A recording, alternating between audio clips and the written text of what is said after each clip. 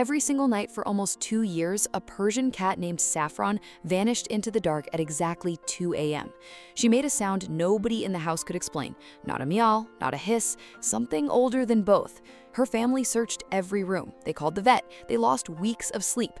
And then they set up a camera, and what it captured at 1:52 a.m. changed everything they thought they knew about the quiet golden cat sleeping at the foot of their bed. It started with a sound. Not a meow, not a hiss, something else entirely. Low and slow, almost like humming, almost like grief. It moved through the house the way smoke moves through a room, quietly, completely, and always, always at 2 a.m. The first time it happened, Margaret assumed Saffron had knocked something over. She was a Persian cat, after all, caramel-colored, magnificently fluffy, with a flat face that permanently looked like she had just received very disappointing news. She had a talent for finding the one unstable object in any room and making it her business. Margaret got up. She checked the kitchen. She checked the hallway. She found Saffron standing completely still near the bottom of the stairs, her enormous amber eyes catching the light from the street lamp outside. She had something in her mouth. A small stuffed bear, tan-colored, one button eye missing, the kind of toy that looked like it had survived something. Her 10-year-old son Daniel had won it at a school fair 3 years ago and promptly lost interest. Saffron had claimed it within the week. She looked up at Margaret, made that sound again, low, deliberate, unhurried. Then she turned and walked down the hallway and disappeared into the dark. Margaret stood there for a moment, then went back to bed. It was a one-time thing. It was not a one-time thing. 6 weeks later, the family had not slept through the night once. Margaret's husband, Paul, had started wearing earplugs. Their daughter, Sophie, 14, had moved her white noise machine to maximum. Daniel thought it was interesting. He was the only one.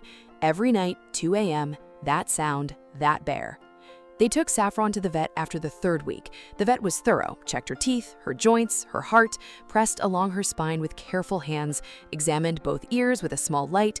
Saffron submitted to all of it with the expression of someone being asked to explain themselves at a border crossing. She's in perfect health. I genuinely cannot find a single thing wrong with her. She cries every night at 2 a.m. She carries a stuffed bear through the house every single night. The vet looked up. The bear part is actually the interesting part. That I'd look into. They went home. The sound continued. It was Paul who first really watched it happen.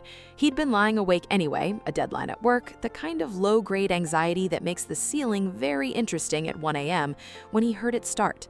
That sound moving up from somewhere below. He got up quietly, stood at the top of the stairs in the dark, and waited. Saffron appeared at the bottom, the bear already in her mouth, its one remaining button eye catching the faint light. She moved with the unhurried deliberateness of someone on an important errand. She didn't rush, she never rushed. She moved the stairs slowly, paused at the top, looked directly at Paul, and set the bear down at his feet. Then she picked it back up and walked away. Paul stood there in the hallway for a long moment. He was a practical man. He worked in logistics. He believed in explanations. He had no explanation. He told Margaret in the morning. She didn't laugh exactly, but her expression came close. He didn't find it funny at all. That night, he stayed awake on purpose. Same thing, 2 a.m., that sound, Saffron, the bear, the careful walk, the delivery. The next night, he left his bedroom door fully open. She came in, stood beside the bed, set the bear down next to Margaret's side, gently, precisely, as though placement mattered, and left.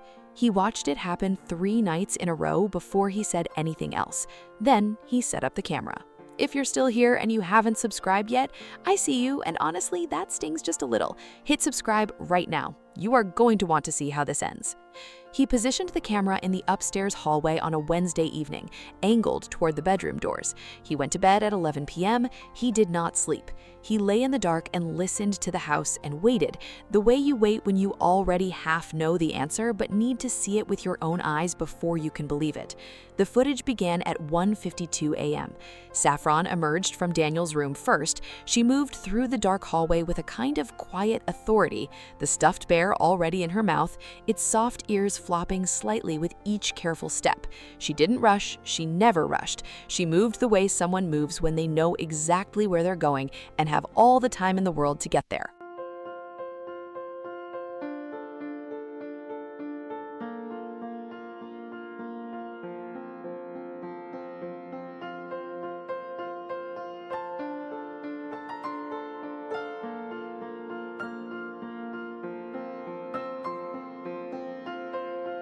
She paused outside Sophie's room, stood there for a long moment, completely still, the bear hanging from her mouth. Then she pushed Sophie's door open, it was barely cracked, just enough, stepped inside and was gone for almost 4 minutes. The hallway sat empty and silent on the footage, just the faint glow of the street lamp at the end, just the dark. When she came back out, she still had the bear. She walked to the end of the hall, to Paul and Margaret's room. She pushed that door open with her flat Persian face. She had learned exactly how much pressure it required, and stepped inside.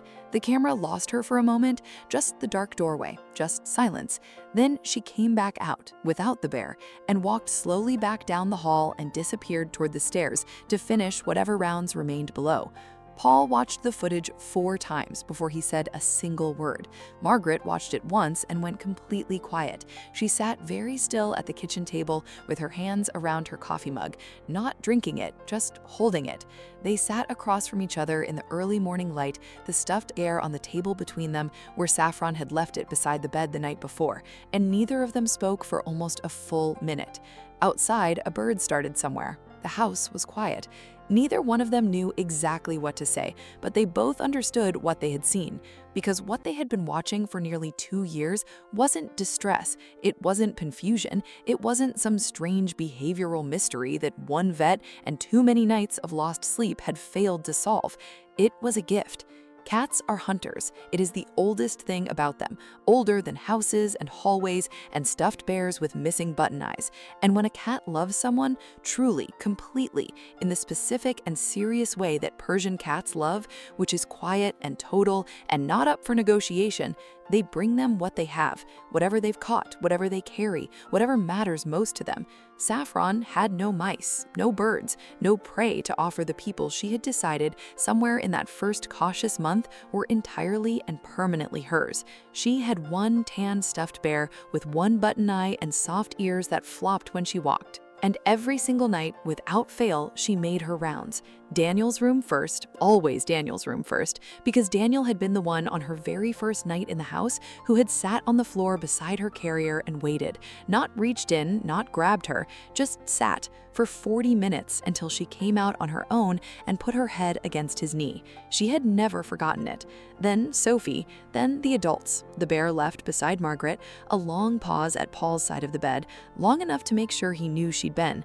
Some nights, if the family dog, a small, bewildered beagle named Otto, happened to be sleeping in the hallway, she'd pause beside him too, dropped the bear briefly at his paws. Otto would open one eye, profoundly uninterested, and go back to sleep.